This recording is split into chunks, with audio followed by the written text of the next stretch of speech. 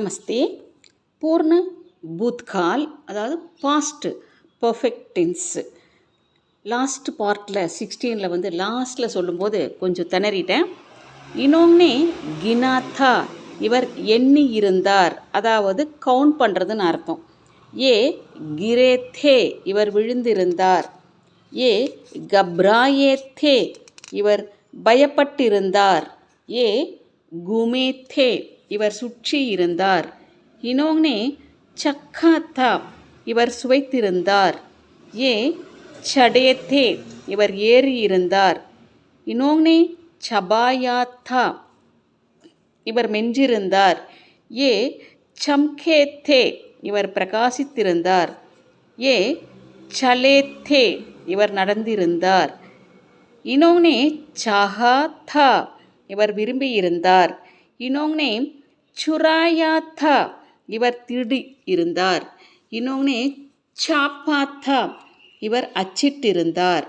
இன்னொன்னே சீனாத்தா இவர் பிடுங்கி இருந்தார். இன்னொன்னே சுடாயாத்தா இவர் விடுவித்திருந்தார். இன்னொன்னே சுவாத்தா இவர் தீண்டி இருந்தார். இன்னொன்னே சோடாத்தா இவர் விட்டிருந்தார். இன்னொன்னே ஜான்சாத்தா இவர் பரிசோதித்திருந்தார். ஏ ஜாகேத்தே இவர் விழித்திருந்தார். ஏ கயேத்தே இவர் போயிருந்தார். இன்னொன்னே ஜிதாத்தா இவர் வென்றிருந்தார். ஏ டஹ்ரேத்தே இவர் தங்கியிருந்தார். ஏ டுபேத்தே இவர் மூழ்கியிருந்தார். இன்னொன்னே டக்காத்தா இவர் மூடியிருந்தார். இன்னொன்னே டூண்டாத்தா இவர் தேடியிருந்தார்.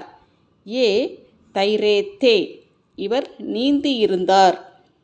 இன்னொன்னே தோடாத்தா தோடான உடைத்தல் பறித்தல் 2 அர்த்தம் வரும். இந்த இடத்துல இவர் உடைத்திருந்தார், இவர் பறித்திருந்தார், எது வேணால் வச்சுக்கோங்க. இன்னொன்னே தோலாத்தா இவர் நிறுத்திருந்தார், அதாவது வெயிட் போடுறதுன்னு அர்த்தம்.